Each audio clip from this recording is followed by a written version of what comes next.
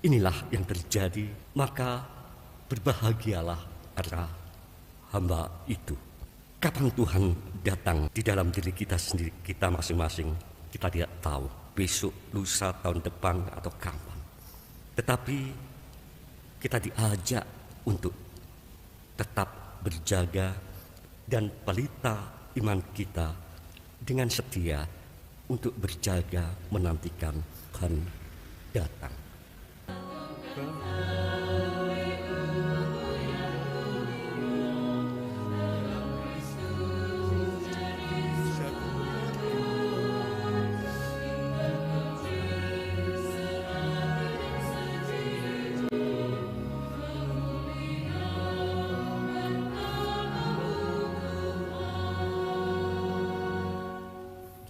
Dalam nama Bapa dan Putra dan Roh Kudus. Amin. Tuhan bersamamu. Selamat pagi para saudara yang terkasih. Marilah kita bersama-sama mensyukuri hidup kita di dalam peran Ekaristi ini. Kalau Santo Paulus kepada jemaat di rumah mengatakan, karena pelanggaran satu orang, semua orang jatuh ke dalam maut. Jauh lebih besar lagi kasih karunia dan anugerah Allah yang dilimpahkannya karena satu orang, Yesus Kristus. Memberanikan kita untuk datang kepada Allah. Mohon ampun atas segala dosa dan kesalahan kita, karena rahmat Allah sungguh melebihi dari kesalahan kita, sungguh berlimpah. Maka marilah kita bersama-sama mohon ampun atas segala dosa dan kesalahan kita, agar kita layak untuk merayakan Ekaristi ini. Saya mengaku kepada Allah yang Maha Kuasa dan kepada saudara sekalian bahwa saya telah berdosa dengan pikiran dan perkataan, dengan perbuatan dan kelalaian. Saya berdosa. Oleh sebab itu saya mohon kepada Santa Pramaria, kepada para malaikat dan orang kudus, dan kepada saudara sekalian, supaya mendoakan saya pada Allah Tuhan kita. Semoga Allah yang Maha Kuasa mengasihani kita, mengampuni dosa kita, dan menghantar kita ke hidup yang kekal. Marilah kita berdoa. Allah Bapa yang Maha Penyayang, Engkau senantiasa melimpahi kami dengan kasih karunia melalui ketaatan Kristus di salib. Semoga kami selalu taat dan menerima Engkau sebagai satu-satunya sumber keselamatan kekal. Dengan pengantaraan Yesus Kristus Putra-Mu Tuhan kami, yang bersama dengan Dikau dalam persatuan Roh Kudus, hidup dan berkuasa Allah sepanjang segala masa. Bacaan dari surat Rasul Paulus kepada jemaat di Roma.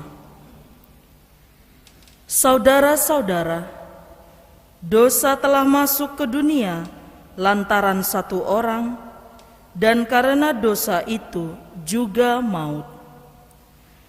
Demikianlah maut telah menjalar kepada semua orang, karena semua orang telah berbuat dosa. Jika karena pelanggaran satu orang, semua orang jatuh ke dalam kuasa maut, jauh lebih besar kasih karunia dan anugerah Allah yang dilimpahkannya atas semua orang lantaran satu orang, yaitu Yesus Kristus. Sebab jika oleh dosa satu orang maut telah berkuasa, maka lebih besar lagi yang terjadi atas mereka yang telah menerima kelimpahan kasih karunia dan anugerah kebenaran. Mereka akan hidup berkuasa oleh karena satu orang itu, yaitu Yesus Kristus. Sebab itu, sebagaimana oleh satu pelanggaran semua orang mendapat penghukuman, demikian pula oleh satu perbuatan kebenaran semua orang mendapat pembenaran untuk hidup. Jadi, sebagaimana oleh ketidaktaatan satu orang semua orang telah menjadi orang berdosa, demikian pula oleh ketaatan satu orang semua menjadi orang benar. Di mana dosa bertambah banyak, di sana kasih karunia berlimpah-limpah. Jadi, sebagaimana dosa berkuasa dalam alam maut, demikianlah pula kasih karunia akan berkuasa karena Tuhan kita Yesus Kristus membenarkan kita untuk hidup kekal. Demikianlah sabda Tuhan. Ya Tuhan, aku datang untuk melakukan kehendak-Mu.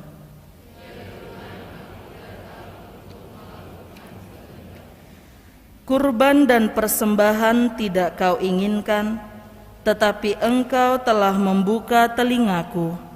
Kurban bakar dan kurban silih tidak Engkau tuntut. Lalu aku berkata, lihatlah Tuhan, aku datang. Ya Tuhan, aku datang untuk melakukan kehendak-Mu. Dalam gulungan kitab ada tertulis tentang aku. Aku senang melakukan kehendak-Mu, ya Allahku. Taurat-Mu ada di dalam dadaku. Ya Tuhan, aku datang untuk melakukan kehendak-Mu. Aku mengabarkan keadilan di tengah jemaat yang besar. Bibirku tidak kutahan terkatup. Engkau tahu itu, ya Tuhan. Ya Tuhan, aku datang untuk melakukan kehendak-Mu. Biarlah bergembira dan bersukacita semua orang yang mencari Engkau. Biarlah mereka mencintai keselamatan daripada-Mu, tetap berkata, Tuhan itu besar. Ya Tuhan, aku datang untuk melakukan kehendak-Mu. Haleluya, haleluya,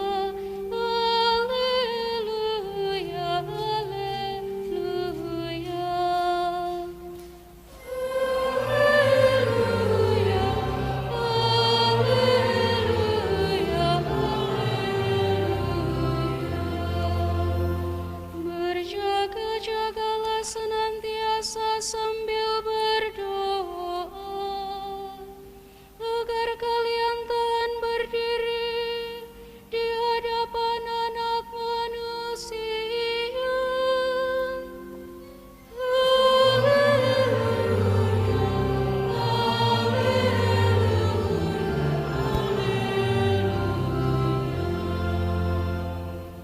Tuhan bersamamu. Inilah Injil suci menurut Santo Lukas.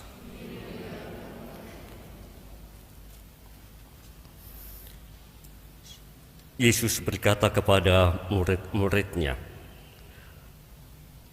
hendaklah pinggangmu tetap berikat dan pelitamu tetap menyala. Hendaklah kalian seperti orang yang menanti-nantikan tuannya pulang dari pesta nikah, supaya jika tuannya datang dan mengetuk pintu, segera dapat dibukakan pintu. Berbahagialah hamba yang didapati tuannya sedang berjaga ketika ia datang. Aku berkata kepadamu, sesungguhnya ia akan mengikat pinggangnya dan mempersilahkan mereka duduk makan, dan ia akan datang melayani mereka. Dan apabila ia datang pada tengah malam atau pada dini hari dan mendapati mereka berlaku demikian, maka berbahagialah para hamba itu.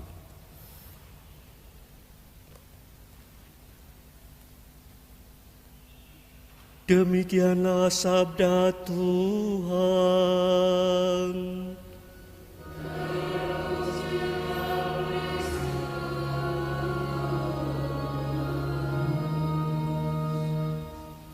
Ada kelompok untuk gladi, untuk pelatihan leadership, terutama untuk kaum muda Katolik. Suatu kebiasaan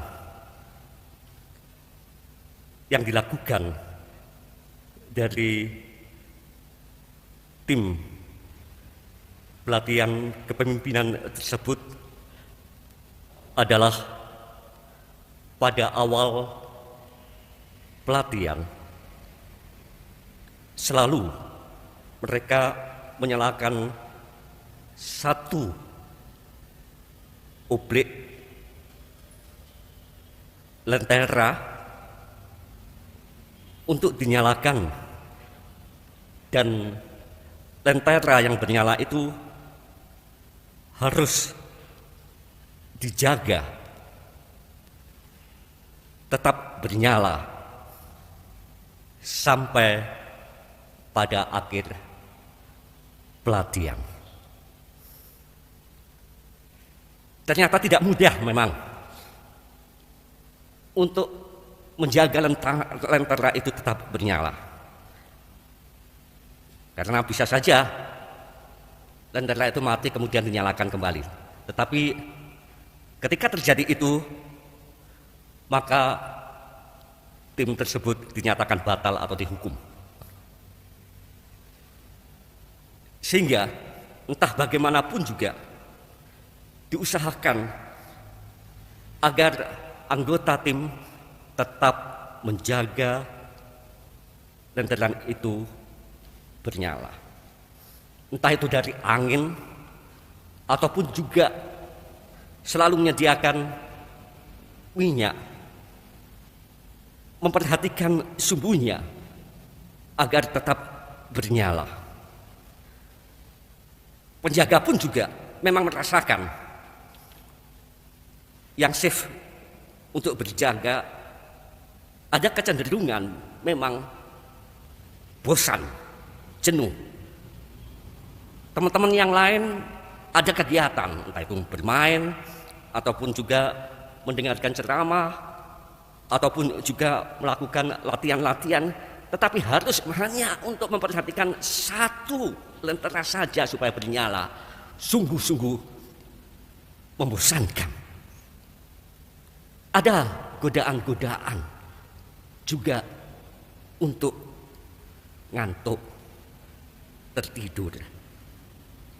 Tetapi dia harus tetap bertanggung jawab untuk nyala lentera itu. Karena tanggung jawabnya bukan hanya dirinya sendiri, tetapi juga adalah sebagai tim, sebagai kelompok anggota-anggota lain. Para saudara yang kasih, kita dengarkan sabda Tuhan pada hari ini. Hendaklah gangmu tetap berikat dan pelitamu tetap menyala. Pelita api yang juga menimbulkan semangat, spirit, yang menunjukkan juga kadar seberapa besar iman kita akan Kristus. Demikian juga pinggang tetap berikat, kesediaan untuk melayani, siap siaga kapanpun juga Tuhan datang.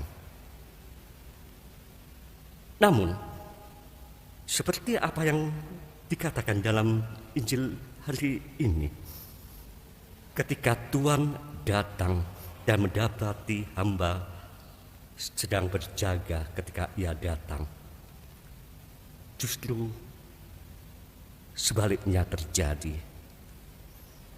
Bukan hamba yang melayani dengan kesibukannya, tetapi justru tuannya yang mengikat pinggangnya, melayani mereka, mempersilahkan duduk makan, melayani para hamba. Inilah yang terjadi, maka berbahagialah para hamba itu. Kapan Tuhan datang di dalam diri kita sendiri, kita masing-masing, kita tidak tahu. Besok, lusa, tahun depan, atau kapan. Tetapi kita diajak untuk tetap berjaga dan pelita iman kita dengan setia untuk berjaga menantikan Tuhan datang. Tuhan senantiasa memberikan kasih karunia-Nya secara berlimpah. Amin.